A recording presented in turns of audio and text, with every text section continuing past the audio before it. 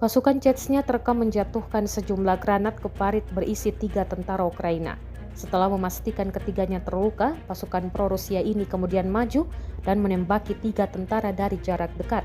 Rekamannya beredar di Telegram pada Minggu 24 November 2024. Dalam keterangan unggahan disebutkan, inilah momen penghancuran benteng lain tentara Ukraina di daerah Chasiv. Personel militer dari resimen senapan bermotor ke-78 Severodvinsk di bawah kepemimpinan Sandy Sigiev bekerjasama dengan tentara Rusia. Detasemen Ukraina ditemukan selama pengintaian di daerah tersebut.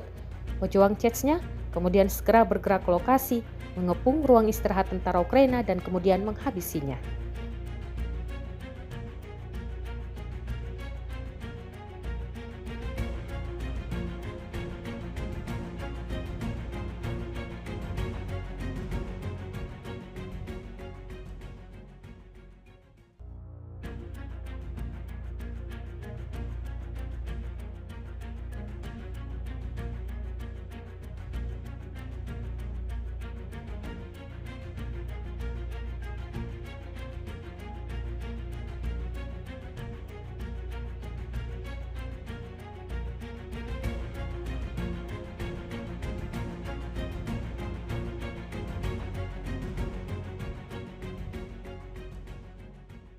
Download Tribun X sekarang, menghadirkan lokal menjadi Indonesia.